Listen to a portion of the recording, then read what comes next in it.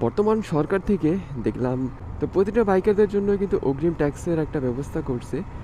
125 CC থেকে 110 থেকে 125 CC পর্যন্ত হলো 2000 টাকা, 125 থেকে 160 সিসি পর্যন্ত মনে হয় 5000 টাকা, আর এর উপরে হলো 10,000 টাকা। এখন আমার কথা হলো এটা কি আদৌ যুক্তিগত কোনো বিষয়? আমার তো মনে হয় না যে এটা কোনো যুক্তিগত কোনো বিষয়।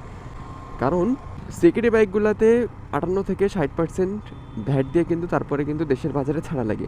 আর যে সিবিইউ বাইকগুলো আছে যেগুলো সরাসরি একদম বাইক হিসাবে দেশে ঢুকানো হয়, সেগুলা কিন্তু 155% ভ্যাট দিয়ে তারপরে কিন্তু দেশের বাজারে ছাড়া লাগে। সিকিউরিটি বাইকগুলো যদি 100 টাকার কোনো বাইক হয়, সে বাইকটা কিন্তু মার্কেটে ছাড়া হবে 158 থেকে 160 টাকা, ধরেন 158 টাকায় বিক্রি করা হবে। আর যদি সিবিইউ কোনো বাইক 100 টাকার বাইক যদি মার্কেটে ছাড়তে হয়, তাহলে আপনার সেই বাইকটা কিনতে হবে 255 টাকা দিয়ে। সাপোজ ধরেন আমার 250 সিসির একটা বাইক আছে, এটাই ধরে নেন একটা 250 সিসির বাইক। এখন আমার প্রতি বছর ট্যাক্স দেওয়া লাগবে 10,000 টাকা, মানে 10 বছরে আমার 1,00,000 টাকা শুধু এখানে ট্যাক্সই দেওয়া লাগবে।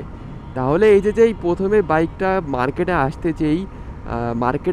যেই টাকাগুলো দিলাম, 58% বা 155%, তার পরবর্তীতে রেজিস্ট্রেশন করার সময় যে আরও 21,000 টাকা দিলাম, এই টাকাগুলো যে কই যাচ্ছে? এই টাকাগুলো কে নিচ্ছে তাহলে? এগুলো কি ট্যাক্স না? এগুলার পরেও যদি 10,000 টাকা যদি এক্সট্রাভাবে প্রতি বছর আমাদের পে করা লাগে, আমরা বাইক কীভাবে চালাবো? এখন সবাই তো মনে করেন আর টাকাওয়ালা না, সব টাকাওয়ালারা তো আর বাইক কিনে না।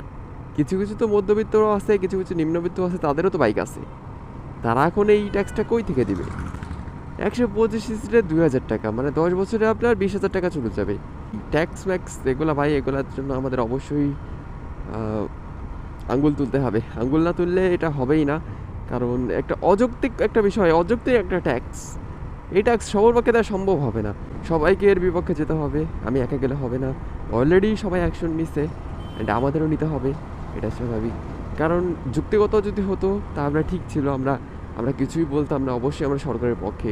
বাট এটা কোনো যুক্তিগত কোনো জিনিস না।